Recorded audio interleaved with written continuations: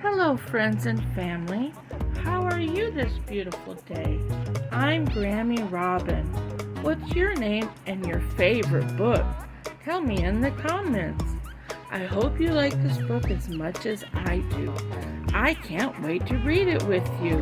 And don't forget to like, comment, share, subscribe, and peck that bell so you can read the next book with me. Let's read. Winter came early in Minnesota, turning the long, narrow strip of land called the Neck into a frosty wonderland. The pine trees along the drive hung heavy with snow. All of the animals who lived in the Neck, Delaney, Rocket, Red, Old Coyote, and others, were prepared for the long freezing stretch. Eli and his new squirrel pals, Chatter, Whistle, and Squeak, had come to an agreement for sharing the fort until spring. The peanut treats were delivered daily by Eli, along with what they had already squirreled away themselves.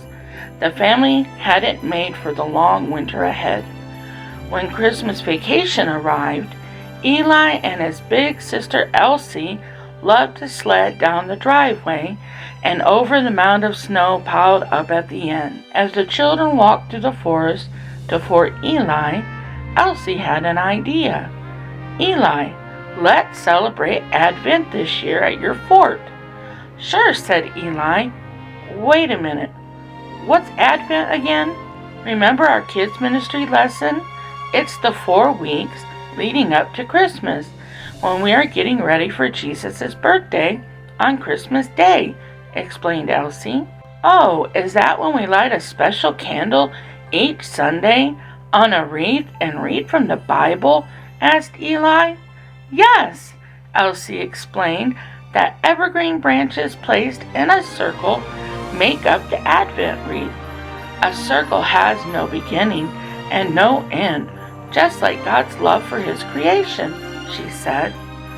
"Does God love the birds and animals?" asked Eli, looking around at his forest friends. "Even the birds and the animals," said Elsie. The kids began collecting items they would use for their celebration. First they cut evergreen branches and fashioned a wreath. "We clearly can't use real candles. We don't need another fire in the Neck," said Eli. "That's right," agreed Elsie. "I remember that stranger and his cigarette butt. He nearly destroyed the Neck and the animals living here. Thank God for the rain that stopped that fire." "We need to think of something that will give light without a flame," said Eli. As the children worked, they considered the problem. No lights at all on the wreath would look no different than a simple Christmas wreath. Electric lights wouldn't work because there was no electricity in the fort. They thought of flashlights but found no easy way to make them stand up. "I've got it," shouted Eli. "Papa has small lanterns in the shop that use batteries. How about they take the place of candles?" "Perfect," Elsie agreed. The animals of the Neck watched the children build the wreath on the porch of Fort Eli. On the first Sunday of Advent, all was ready. Gathering around the wreath, Eli turned on the first lantern while Elsie read from her Bible, Isaiah 9. "For a child has been born for us." Then she said, "The first lantern represents the prophets that told of a Savior's coming, Jesus, who loves, protects, and rescues us." Delaney and Rocket looked on in astonishment as they wondered what was going on. On Advent's second Sunday, Elsie turned on 2 lanterns, and Eli read Matthew 1. "She will bear a son, and you are to name him Jesus." Then he added, "This lantern represents the angels.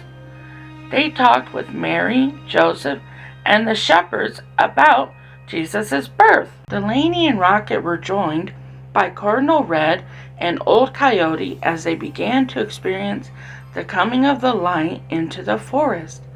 The kids found an old wooden manger in Papa's shop and placed it by the Advent wreath for the 3rd Sunday.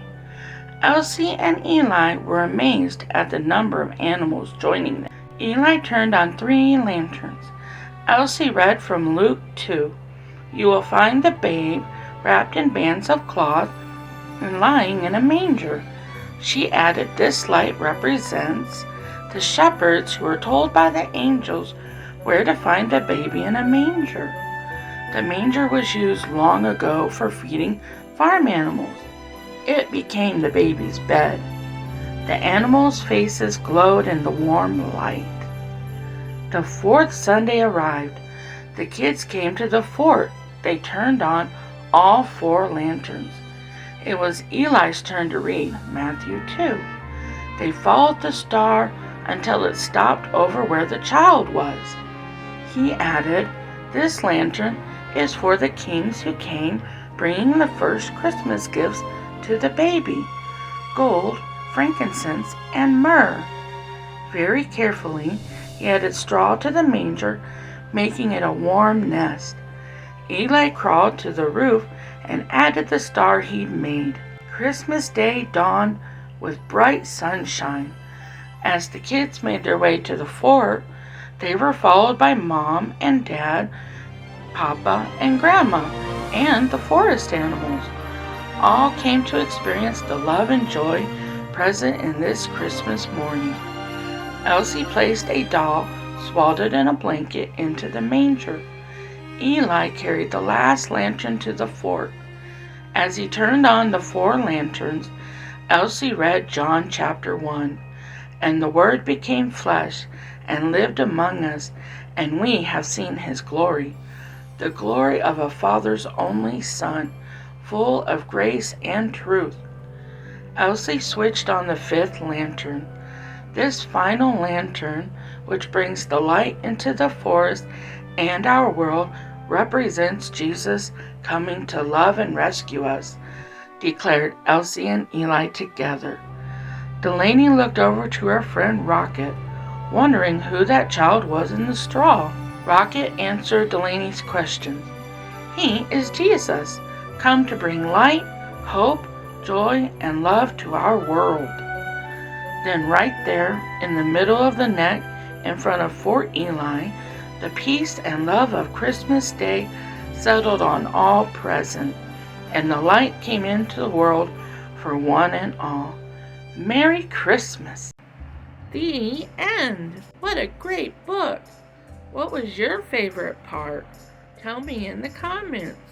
I can't wait to read with you again very soon.